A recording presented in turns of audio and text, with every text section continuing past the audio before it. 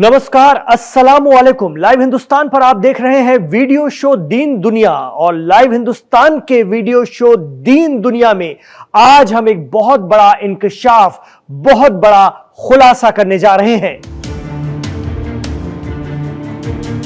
खबर है कि अमेरिका को ईरान के खिलाफ भड़काने के लिए इस्राइल ने एक बहुत बड़ी साजिश रची थी। अगर यह साजिश कामयाब हो जाती तो पूरी दुनिया में बवाल हो जाता। हालात ये बनते कि ईरान और अमेरिका के दरमियान सीधी जंग होती और जबरदस्त तबाही होती।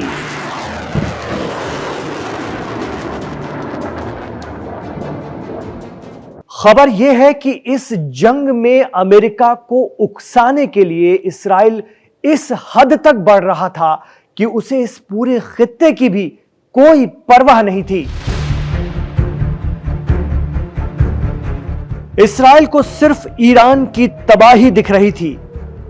जी हां, तेहरान टाइम्स ने यह इंकशाफ करते हुए दावा किया है कि अमेरिका की धरती पर इस्राइल एक बहुत बड़ा धमाका अंजाम देने वाला था। ठीक सुना आपने, अमेरिकी सरजमी पर इस्राइल के जरिए अटैक। आप सोच रहे होंगे कि यह कैसे मुमकिन है। Aim right, achieve big. At KR Mangalam University, we provide you the platform to turn your dreams into reality. At KR Mangalam University. America तो इस्राइल के लिए बिछा चला जाता है। अमेरिका में इस्राइली लॉबी इस कदर मजबूत है कि वहां हर बात को वो मुतासिर कर रहे हैं। दोनों में बहुत पक्की दोस्ती है। फिर इस्राइल अमेरिका के लिए यह साजिश क्यों करेगा? इससे उसे क्या फायदा?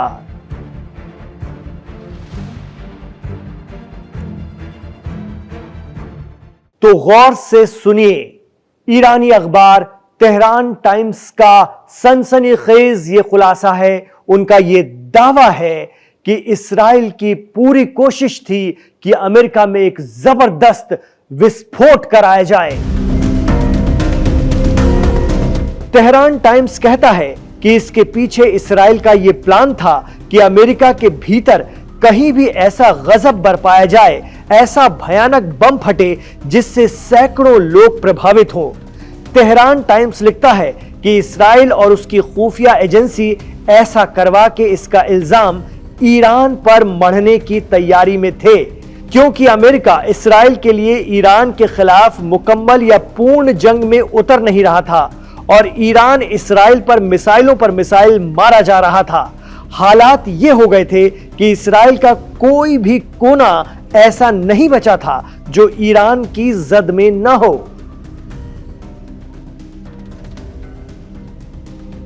ऐसे में अमेरिका को पूर्ण युद्ध में उतारने के लिए इस्राइल ने यह साजिश रची थी, ऐसा दावा किया जा रहा है तेहरान टाइम्स के जरिए।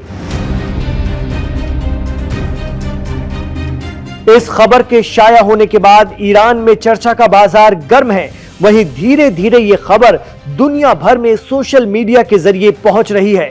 इतना ही नहीं, आगे और सुनिए। अखबार कह रहा है कि जब ईरान की खुफिया एजेंसियों को इस्राइल की इस विनाशकारी साजिश का सुराग लगा तो उन्होंने बैकडोर से अमेरिकी अफसरों से तुरंत राब्ता कायम किया और इस्राइल की इस साजिश को कामयाब होने से पहले ही रोका गया।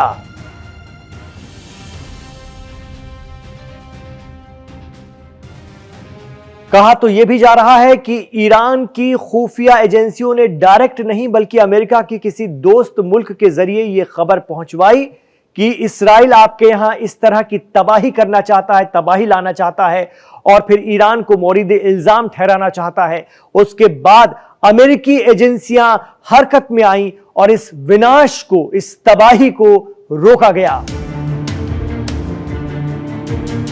एक्सपर्ट कहते हैं कि अगर ईरानी मीडिया के दावे में जरा भी सच्चाई है तो यह अपने आप में बहुत भयानक होने जा रहा था, जो ईरानी खुफिया एजेंसियों की सतर्कता से टल गया। वरना अमेरिका में अगर ऐसा कुछ कराने में कोई भी साजिश कामयाब हो जाती और इल्जाम ईरान पर आता, तब तो यह जंग महायुद्ध में तब्दील हो गई होती और इस्राइल यही चाहता था। जानकार कहते हैं कि ईरान अमेरिका न्यूक्लियर बातचीत के बीच में इसराइल ने ईरान पर अचानक हमला कर दिया, जबकि दोनों में ऐसा कोई भारी टेंशन नहीं था। इसराइल का यह रुख देख अमेरिका भी हक्का बक्का ही था। और तो और इस्राएली पीएम बेंजामिन नेतन्याहू मीडिया में आकर अमेरिका को बार बार थैंक्स कह रहे थे। मिडिल ईस्ट पर नजर रखने वाले बताते हैं, इसराइल बिल्कुल नहीं चाहता है कि ईरान अमेरिका बात भी करें। पीएम नेतन्याहू बस इसी कोशिश में रहते हैं कि ईरान को न्यूक्लियर पावर नहीं बनने देना है, उसे कमजोर रखना है, जबकि ईरान पहले ही कह चुका है कि वो न्यूक्लियर बम नहीं बनाएगा, वो सिर्फ अपनी एनर्जी जरूरतों के लिए अपनी न्यूक्लियर एनरिचमेंट कर रहा है।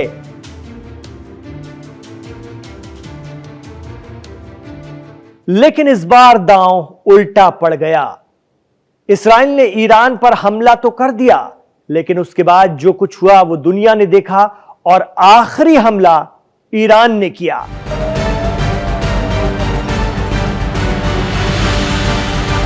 इस बीच 12 दिनों में इसराइल में हुई तबाही की तस्वीरें हर जगह देखी गईं, मंजर आम पर रहीं और ईरानी मिसाइलों और ड्रोन की ताकत भी।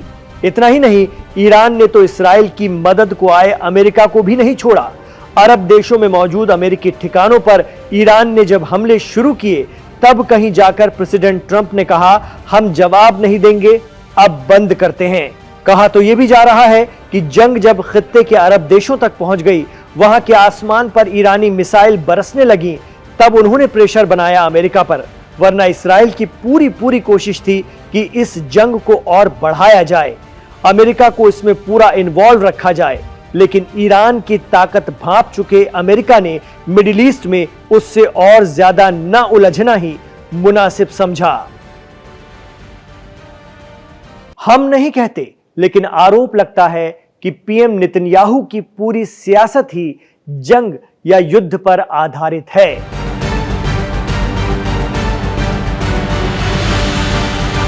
इसराइल में ही यह कहा जाता है कि जब तक जंग और तनाव बना रहेगा, वो इसराइल की सत्ता पर मजबूती से कायम रहेंगे।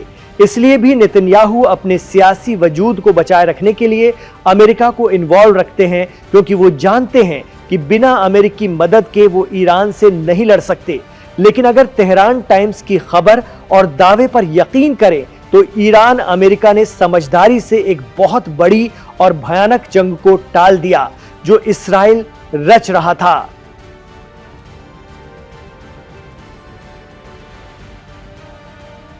कुछ एक्सपर्ट तो यह भी कहते हैं कि यह अच्छा हुआ कि जंग मुहर्रम से पहले खत्म हो गई। मुहर्रम का मौका ईरान में सबसे अहम माना जाता है। यह गम का मौका होता है। अगर इस्राएली अमेरिकी हमले इस वक्त भी वहां होते और उसमें किसी अजादार की जान जाती, तो दुनिया भर में इसको लेकर सेंटिमेंट कुछ अलग हो जाते। फिर ये किसी ईरानी पर नहीं, बल्कि अजादार हुसैन पर हमला माना जाता और इसका प्रतिकार बड़े पैमाने पर देखने को मिल सकता था, ऐसा जानकार मानते हैं। वहीं एक मुहर्रम से पहले इमाम खामनेई भी दुनिया के सामने आ गए। अपने टेलीविजन पैगाम में उन्होंने कहा कि इस्लामिक रिपब्लिक ने अमेरिका के मुंह पर भारी तमाचा मारा है। हमने उस अल उदैद एयरबेस पर हमला करके बड़ा नुकसान पहुंचाया, जो मिडिल ईस्ट में अमेरिका की चाबी माना जाता था। हमने उन्हें कुचल कर रख दिया। इसराइल ने कहा था खामनेई का खात्मा करके ही वो इस जंग में रुकेगा, लेकिन जंग खत्म हो गई। इसराइल में तबाही मची और खामनेई फिर ईरान और दुनिया से मुखातिब हो गए।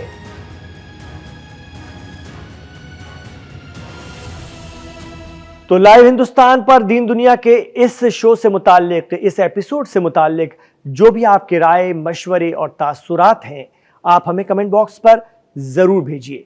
ये खबर हमने आपको तेहरान टाइम्स के आधार पर बताई है, जो उसमें छपा है, जो उसमें शाया हुआ है, और उसी आधार पर हमने आप तक ये बात पहुंचाई है। हम इसकी पुष्टि नहीं करते, इसकी सच्चाई की तस्दीक नहीं करते हैं।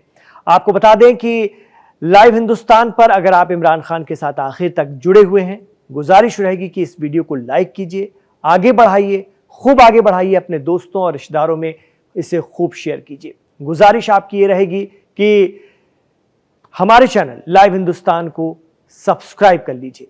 इमरान खान के साथ आखिर तक जुड़ने के लिए, कनेक्ट रहने के लिए आपका बहुत शुक्रिया। अपना ख्याल रखिए, अपनी दुआओं में हमें याद रखिए।